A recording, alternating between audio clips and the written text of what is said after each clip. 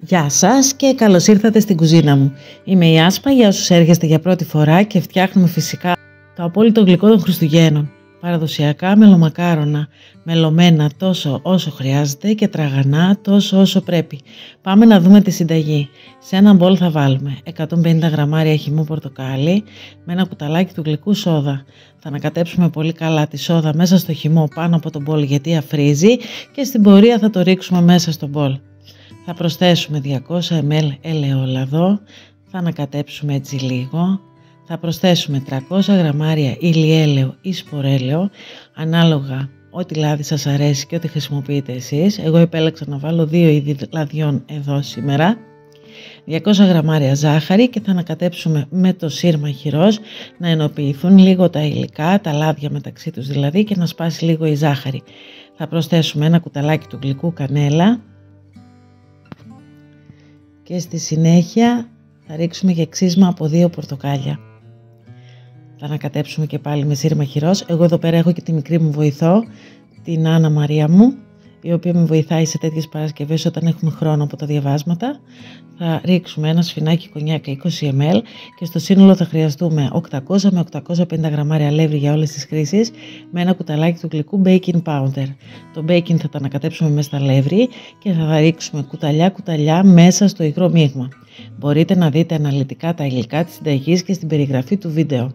Εδώ λοιπόν η μικρή μου βοηθός μου ρίχνει κουταλιά το αλεύρι. Εγώ ανακατεύω σιγά σιγά μέχρι να απορροφηθεί.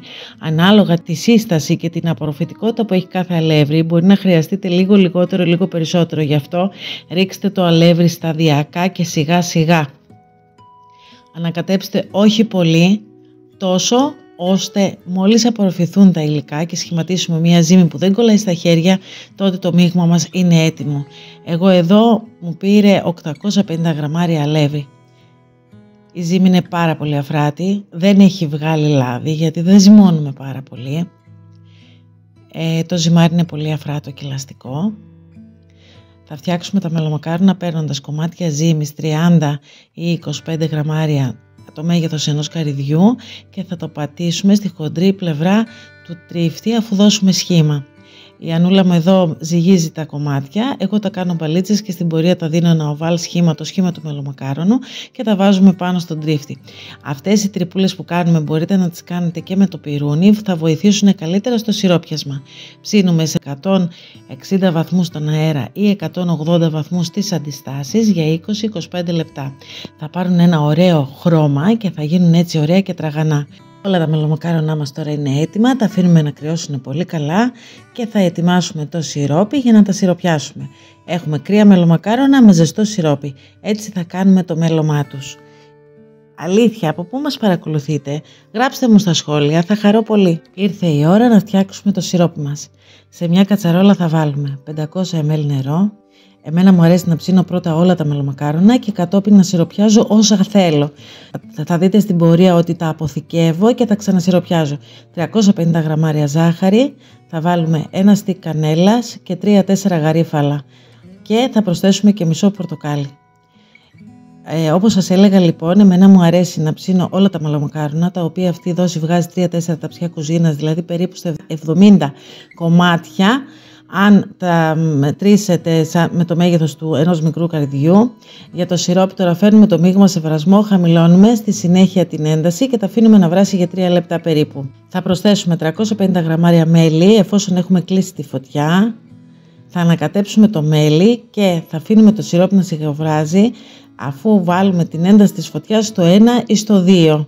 Ίσα ίσα που να τρέμει, δηλαδή να διαλυθεί το μέλι και να σιροπιάσουμε στο ζεστό σιρόπι τα κρύα μελομακάρονα. Αφαιρούμε την κανέλα, τα γαρίφαλα και το πορτοκάλι που έχουμε βάλει μέσα και στη συνέχεια θα σιροπιάσουμε όσα μελομακάρονα θέλουμε. Σιροπιάζουμε τα κρύα μελομακάρονα στο ζεστό σιρόπι βάζοντας τα ένα επιπλέον. Βουτάμε τα μελομακάρονα λίγα κάθε φορά και τα αφήνουμε για περίπου 20 δευτερόλεπτα από κάθε πλευρά. 20 με 25 δευτερόλεπτα.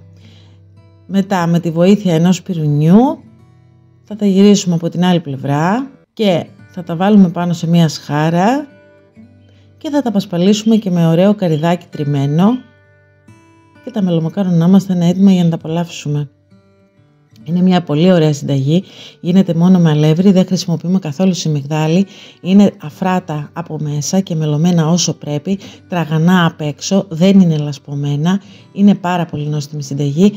Δείτε το βίντεο προσεκτικά, ακολουθήστε τα βήματα, αν δεν είναι και κάτι ιδιαίτερο, αν το σκεφτείτε είναι μπισκοτάκια νηστίσιμα τα οποία τα σιροπιάζουμε.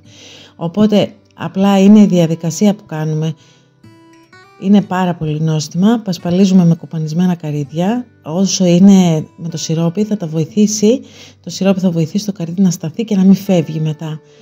Ακολουθούμε την ίδια διαδικασία, εγώ για αρχή θα κάνω μια μεγάλη πιατέλα, έτσι μια και είναι η πρώτη φορά τώρα, η πρώτη δόση από τα μελομακάρονα που φτιάχνουμε για να κεράσουμε και να τα ευχαριστηθούμε.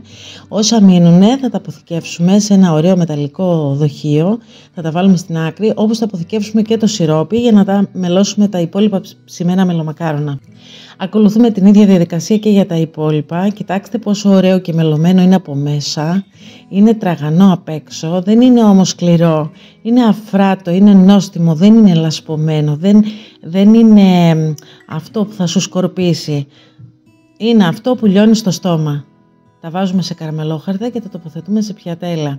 Είναι πάρα πολύ νόστιμη συνταγή. Κάντε τα και περιμένω τα σχόλιά σας για να μου πείτε πώς σας φάνηκαν. Πραγματικά είμαι σίγουρη ότι θα ξετρελαθείτε. Τώρα το σιρόπι που έμεινε, σουρώνουμε το κρύο σιρόπι και τα αποθηκεύουμε σε γυάλινο βάζο με καπάκι που κλείνει καλά. Αυτό θα το χρειαστούμε, διατηρείται σε βάζο για αρκετές μέρες και θα το χρειαστούμε όταν θέλουμε να μελώσουμε τα υπόλοιπα μελομακάρονα. Θα το βάλουμε στο ντουλάπι μας, όπως και τα μελομακάρονα θα τα βάλουμε σε μεγάλο ραστεγό σκουτί για να τα μελώσουμε όταν τα χρειαστούμε. Εγώ χρησιμοποιώ ένα τάπερ της Tupperware που κλείνει πάρα πολύ καλά. Όταν λοιπόν τελειώσουν τα πρώτα μελομακάρονα θα τα ξαναμελώσω και έτσι θα είναι φρέσκα και μελωμένα της ώρας.